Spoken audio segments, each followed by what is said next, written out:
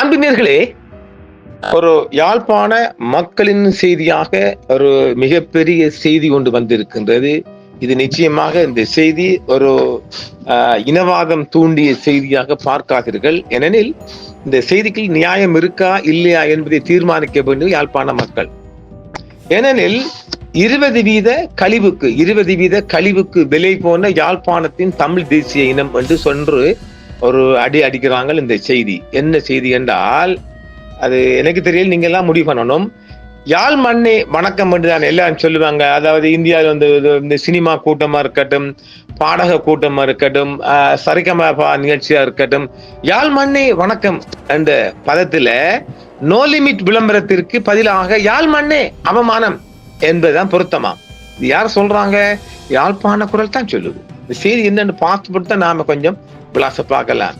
திஸ்ஸவிகார என்ற பெயரில் தமிழ் மக்களின் நிலம் ஆக்கிரமிக்கப்பட்டுள்ள நிலையில் அதனை மீட்பதற்கான உரிமை போராட்டத்துக்கான அழைப்பை ஏற்றி வீதிக்கு வராத யாழ்ப்பாணத்து மக்கள் அதே நாளில் யாழ்ப்பாண நகரில் நடந்த காத்தான்குடி வர்த்தகர் ஒருவரின், அங்கதான் வருது பாருங்க, காத்தான்குடின்னு தொட்டு காட்டுறாங்க. காத்தான்குடி வர்த்தகர் ஒருவரின் ஆடக திறப்பு விழாவின் 20 வீத கழிவு விளம்பரத்திற்காக யாழ்ப்பாண நகர வீதிகளில் ஆயிரக்கணக்கான தமிழ் மக்கள் முண்டி அடித்துக் கொண்டும் மோதி அடித்துக் கொண்டும் யாழ் மண்ணே வணக்கம் என்ற அந்த ஆடகத்தின் விளம்பரத்திற்கு பதிலாக யாழ் மண்ணே உனக்கு இது அவமானம் என்பதையான் சொல்றாங்களாம் யாழ்ப்பாண தரப்பால. தமிழ் தேசிய அரசியலில் தமிழ் மக்களுக்கான உரிமைகள் தீவுகளில் தமிழ் தேசிய அரசியல் கட்சிகள் எவ்வாறு இரண்டுபட்டு போய் முரண்டு பிடித்து நிற்கின்றனவோ சக்களத்தை சண்டையை சொல்றாங்க. அதே போன்றே வடக்கு மாகாண தமிழ் தேசிய இனமும் தமக்கான உரிமைகள் தீர்வுகள் காணி உரிமைகள் இன ஒற்றுமை விடயத்தில் இரண்டுபட்டு போயிருப்பதை அண்மையில் யாழ்ப்பாணத்தில் ஒரே நாளில் நடந்த இந்த இரு வேறு சம்பவங்கள் வெளிச்சம் போட்டு காட்டுவதாக காட்டி இருக்கின்றார்கள். அதாவது இதுக்கு உள்ளுக்கு நான் செய்தியில ரொம்ப நோண்ட போனால் எனக்கு வேற மாதிரி சொல்லிருங்கள் இந்த முஸ்லிம்காரங்க சொல்லிடுவாங்க. இப்ப தமிழ்காரங்க என்ன சொல்லுவாங்க, என்னடா இதுன்னு சொல்ல போறாங்க. என்னென்றால் திஸ்ஸவிகார என்ற ஒரு விடயத்தில் அது தமிழ் மக்களின் உரிமை போராட்டம், மண் போராட்டம். அந்த போராட்ட சின்னத்துல தான் 20 வீத கழிவு விளம்பரமும் நோ லிமிட் ஓப்பனும் செய்யப்பட்டிருக்குது. இப்ப நோ லிமிட் என்பது கொழும்பு பகுதியில் நிறைய கிடக்குது, பாத்திரமே நிக்காம கடைசியா துபாயிலையும் ஒரு ஓப்பன் பண்ணப்பட்டிருக்குது. ஆக இப்பொழுது யாழ்ப்பாணத்துல திறந்த விடயம் ஒன்றுதான் மிகப்பெரிய ஜங்கடத்தை ஏற்படுத்தியிருக்கு தமிழ் மக்கள் மத்தியிலே. அதாவது இந்த நோ லிமிட் என்பது ஒரு விடயத்தை நான் சொல்லுகிறேன். அந்த நோ லிமிட்ல வாங்குற ஆடைகள் ஒரு வருடத்துக்கு மேல தாக்கு பிடிக்குதில்லை, அதுல கலர் எல்லாம் மாறுது. இதை ஏற்றுக்கொள்வாங்களா நம்ம மக்கள்? அது ஒரு கண்காட்டு வித்தி. அதை நான் சொல்லுவேன். லண்டன்ல எங்களுக்கு ஒரு ஷாப்பிங் கொண்டது ஏழையின் தோழன் சொல்லுவோம். அது வந்துட்டு என்னது இந்த பிரைமா பிரைல நீங்க மறந்து போச்சுங்க. நாங்க அதெல்லாம் கூட பாடு ஏன்டா 5 ரூபா 5 பவுனுக்கு 1000 ஷர்ட்டும் எடுத்துரும். ஆனா நல்லா பாவிக்கலாம். அது வந்துட்டு எல்லா ஊர்லயும் அது பிராஞ்ச் நோ லிமிட் மாதிரி பிராஞ்ச் இருக்கும். லண்டன்ல மிகப்பெரிய ஆடகம் சைனாட எல்லாம் ரொம்ப ஏழைகளின் நண்பன், ஏழைகளின் தோழன் சொல்லலாம், ரொம்ப கம்மி ரேட்டுக்கு இருக்கும். ஆனால் இந்த நோ லிமிட்ல அதிகமான ரேட்டு கொடுத்தும் ஒரு வருடத்துக்கு மேல எல்லாமே மங்கி போகுது. இதை நீங்க அனுபவ ரீதியாக பார்த்திருப்பீங்க.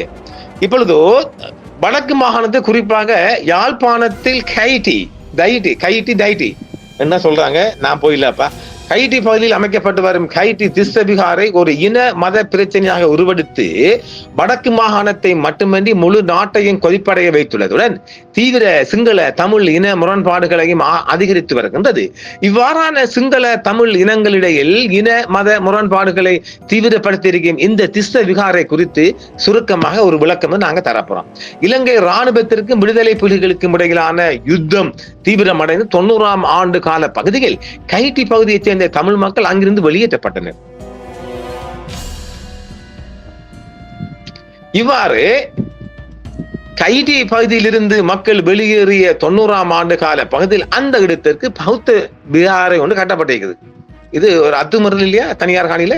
ஆனால் திஸ்ஸவிகாரை என்று அது அப்போது அழைக்கப்படவில்லை. யுத்த காலத்தில் விகாரையை அண்மித்து வாழ்ந்த மக்கள் அங்கிருந்து வெளியேறிய சூழ்நிலையில் அந்த காணியில் இராணுவ வசம் இருந்துள்ளன. இவ்வாறு இராணுவசம் இருந்த காணிகள் பின்னர் விடுவிக்கப்பட்ட நிலையில் விடுவிக்கப்பட்ட தமிழர்களின் காணிகளை அந்த விகாரையில் உள்ள பௌத்த மதகுருமார்கள் கைப்பற்றி இராணுவத்தின் உதவியுடன் சிஸ்த விகாரை என்ற பெயரில் மிக பிரம்மாண்டமான விகாரை கொண்டை அமைத்து தற்போது அதனை மேலும் விஸ்தரிக்கும் நடவடிக்கைகளை மேற்கொண்டு வருகின்றனர்.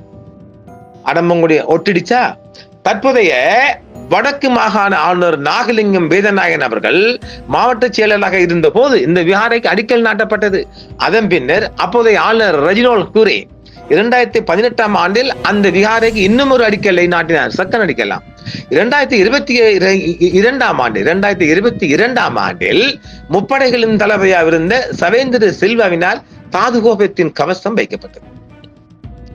இவ்வாறான பின்னணியில் தான் தமது காணிகளை ஆக்கிரமித்து இந்த சட்டவிரோத திஸ்ஸ விகாரை கட்டப்படுவதாகவும் தமது காணிகளை தமக்கு வழங்க வேண்டும் எனவும் வலியுறுத்தி அப்போது தமிழ் மக்கள் மஹிந்த ராஜபக்ச, மைத்திரி, ரணில், நல்லாட்சி கோத்தபய ராஜபக்ச, ரணில், தற்போது அனுரகுமார் அப்படி எல்லாத்தையும் நீண்ட காலமாக தொடர்ந்து போராடி வருகின்றார்கள். எங்க காணியை மீட்டுத்தாப்பாண்டு கைட்டு திஸ்ஸ விகாரைக்கு கையகப்படுத்தப்பட்ட காணிகளின் உரிமைக்காரர்கள் கிட்டத்தட்ட எல்லோரிடமும் தொடர்ச்சியான உறுதிகள் இருக்கின்றன. இந்த நீடித்த தொடர்புகள் மற்றும் காணி உறுதிகளின் நம்பகத்தகு தன்மை போன்றன நைனாதீவு நாகதீவு விகாரையாலும் யாழ்ப்பாணம் நாக விகாரையாலும் வடமாகாண ஆளுநர் அலுவலகத்தாலும் யாழ்ப்பாண மாவட்ட செயலாளர் அலுவலகத்தாலும் நீதி அமைச்சு மற்றும் புத்த சாசன அமைச்சு போன்றவற்றாலும் ஏற்றுக்கொள்ளப்பட்டுள்ளன. ஆனால் அக்காணி திஸ்ஸ விகாரைக்கு உரியது என விகாராதிபதி விடாப்பிடியாக நிற்கின்றார். இதனால் தமது காணிகளை மீட்டெடுப்பதற்காக காணி உரிமையாளர்களும் சமூக ஆர்வலர்களும் சில அரசியல் கட்சிகளும் ஒவ்வொரு போயா தினத்திலும் அந்த விகாரை முன்பாக எதிர்ப்பு ஆர்ப்பாட்டத்தில் ஈடுபட்டு வருகின்றமையும் போலீசார் அடாவடித்தனமாக அவர்களை கைது செய்வதும் தாக்குவது நீதிமன்ற கட்டளை பெற்று ஆர்ப்பாட்டத்திற்கு தடை விதிப்பதுமாக ஒரு தொடர் கதையாக அங்க நங்கூரமிட்டிருக்கின்ற இந்த பிரச்சனை. இதன் உச்சகட்டமாக அண்மையில் திஸ்ஸ விகாரை முன்பாக வழக்கம் போல் ஆர்ப்பாட்டத்தில் ஈடுபட்ட சைவ மத தலைவரும் மனித உரிமை பாதுகாவலருமான வேலன் சுவாமிகள், பாராளுமன்ற உறுப்பினர் ஸ்ரீதரன், வலிகாமம் கிழக்கு பிரதேச சபையின் தவிசாளர் தியாகராஜா, நிரோஸ் உள்ளிட்ட பலர் தாக்கப்பட்டு பலவந்தமாக கைது செய்யப்பட்டு போலீஸ் வாகனங்கள் ஏற்றிச் செல்லப்பட்டதையும் நாம் கண்கூட பார்த்திருப்போமா இல்லையா? பார்த்ததும் இல்ல. போலீசாரின் இந்த அராஜக நடவடிக்கையால் கைட்டி சட்டவிரோத திஸ்ஸ விகாரை விடயம் இன்னும் பூதாகரமாகவே இருக்கின்றது. வெளிநாடுகளின் தூதரகங்கள் மூலமும் சர்வதேசத்தின் கவனையும் இந்த விடயம் கொண்டு வந்திருக்கின்றார்கள் தமிழ் மக்கள். இந்நிலையில் திஸ்ஸ விகாரை அமைந்துள்ள காணிகள் தமிழ் மக்களுக்கு உரிமையை அந்த திஸ்ஸ விகாரை சட்டவிரோதமான என நைனாதீவு நாகதீவு விகாரை நவ தகல பதும கீர்த்தி திஸ்ஸ நாயக்க தேரர் அடித்துக் கூறுகிறார். திஸ்ஸ விகாரையின் விகாராதிபதியாக நவதகல பதும கீர்த்தி திஸ்ஸ நாயக்க அவர்கள் பேரர் அவர்கள் செயல்பட்டாலும் திஸ்ஸ விகாரைக்கான கண்காணிப்பு பொறுப்பு மற்றொரு பௌத்த பிக்குவிற்கு வழங்கப்பட்டுள்ள இதுவும் ஒரு மர்மம். இவ்வாறு பொறுப்பு வழங்கப்பட்டுள்ள பௌத்த பிக்குவே இவ்வாறான சட்டவிரோத செயற்பாடுகளை முன்னெடுத்து வருவதாகவும் யாழ்ப்பாண திஸ்ஸ விகாரை மற்றும் நைனாதீவு விகாரையின் விகாராதிபதி நவதகல பதுமகீர்த்தி திஸ்ஸ நாயக்க தெரிவிக்கின்றார். இந்த திஸ்ஸ விகாரை பிக்கு இராணுவத்திலுடன் இணைந்து விகாரையின் காணியில் இல்லாது தமிழ் மக்களின் காணிகளில் தற்போது உள்ள விகாரையை கட்டியுள்ளார். இது தவறு என பல தடவை சொல்லப்பட்டாலும் விகாரைக்கு 18 ஏக்கர் காணி இருக்குன்னு சொல்றாங்களாம். அதுவும் ஒரு உல்டா. இதெல்லாம் உல்டாவா இல்லையா நமக்கு?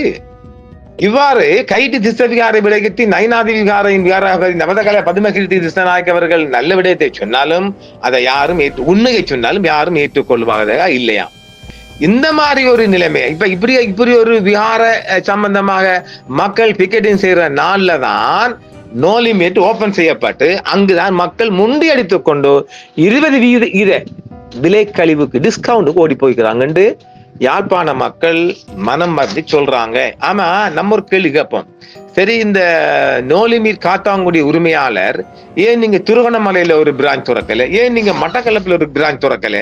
ஏனென்றால் மட்டக்களப்பில் திறந்தால் அது நிச்சயமாக அது காத்தாங்குடி வர்த்தகர்களை பாதிக்கும். இப்ப யாழ் நகரில் புதிதாக திறக்கப்பட்ட காத்தாங்குடி வர்த்தகருக்கு சொந்தமான துபாய், கொழும்பு, நீர்கொழும்பு, பாணந்துறை, ரத்மலான, ரத்னபுரி, கண்டி, கேகால நகரங்களில் கிளைகள் வைத்துள்ள நோ லிமிட் ஆடகத்தின் யாழ்ப்பாண கிளை திறப்பு விழாவும் வெளிச்சம் போட்டு காட்டின இந்த விகார தினத்தில தான் இதை இவங்க செஞ்சாங்கன்னு காட்டிக்கின்றுதான் மனம் மறந்து சொல்றாங்க தமிழ் மக்கள். அதை கொஞ்சம் முந்தி திறந்திருக்கலாம். இல்ல சில வேளை அவருக்கு அந்த விகாரோட சம்பவம் தெரியாமலும் இருக்கலாம்.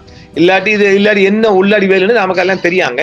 ஆனால் இதை இப்படி ஒரு தமிழ் மக்கள் ஒரு குறையா சொல்றாங்க. ஆனால் இப்ப இதே நேரம் இந்த விகார விடயத்தில இன்னும் ஒரு முடிவு காணப்படாத நிலைமையில தான் இந்த தினத்தில்தான், அந்த போராட்டமான தினத்தில்தான் மக்கள் 20% கழிவுக்கு முன்னெடுக்கிறாங்க. கையிட்டு விகாரை ஆக்கிரமிப்புக்கு எதிரான அந்த தின போராட்டத்திற்கு அழைப்பு விடுக்கப்பட்டு அது முழு நாட்டினதும் மட்டுமின்றி சர்வதேசத்தினதும் கவனத்தை பெற்ற நிலையில் அந்த மக்களின் காணி உரிமை சிங்கள பௌத்த ஆக்கிரமிப்புக்கு எதிரான போராட்டத்தில் சில நூற்றுக்கணக்கானவர்கள் மட்டுமே பங்கேற்ற நிலையில், அதே நேரத்தில் யாழ்ப்பாணத்தில் நடந்த நோ லிமிட் ஆடை திறப்பு விழாவுக்கு அறிவிக்கப்பட்ட 20% விலை கழிவு டிஸ்கவுண்ட் பெறுவதற்காக ஆயிரக்கணக்கான திரண்ட மக்கள் கூட்டம் தமிழ் சமூகத்தின் தற்போதைய அரசியல் வீழ்ச்சியை தமிழ் தேசிய கொள்கையில் 2 பட்டு போயுள்ளதை அப்பட்டமாக வெளிக்காட்டி இருக்கு. உண்மைதானே? தமிழ் மக்களின் நிலம் பறிபோகும் நிலையில் அதனை பாதுகாக்கும் உரிமை போராட்டத்திற்காக வீதிக்கு வராத மக்கள் ஒரு ஆடைய திறப்பு விழாவின் 20% கழிவு விளம்பரத்திற்காக யாழ்ப்பாணத்து வீதிகளில் திரண்டது. யாழ் மண்ணே வணக்கம் என்ற அந்த ஆடகத்தின் விளம்பரத்திற்கு பதிலாக யாழ் மண்ணே அவமானம் என்பதே உண்மை என்றும் சொல்லுகின்றார்கள். இப்ப நம்ம ஒரு கேள்வி வைக்கலாம். சரி, நோ லிமிட் உரிமையாளரே, நீங்க யாழ்ப்பாணத்துல போயிட்டு உங்களோட நோ லிமிட் ஓபன் பண்ணி அங்க உள்ள சிறு நடுத்தர வியாபாரிகளுக்கு கோவிந்தா போட வச்சு நாமம் போட வச்ச நீங்க காத்தாங்குடிக்கு சரி மட்டக்களப்பிலே நகரிலையும் திருவண்ணாமலை ஒன்றை ஓபன் பண்ணுங்க, அக்கரப்பத்திலே ஓபன் பண்ணுங்க. உங்களால் துபாய்க்கு எல்லாம் போய் செய்யறீங்க என்றால் அப்ப அது உங்களுக்கு உள்நோக்கம் இருக்கு தலைவரே.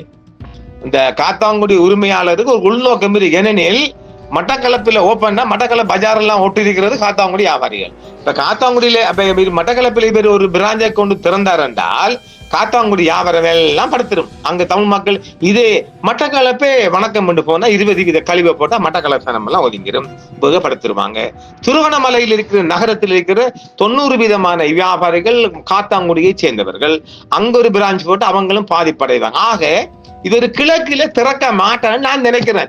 இப்ப நம்ம ஒரு பேருக்குள்ள சவால் பிடிப்போமா, அஜயரே நீங்க கிழக்குல ஒண்ணு ஓப்பன் பண்ணுங்க பாப்போம்.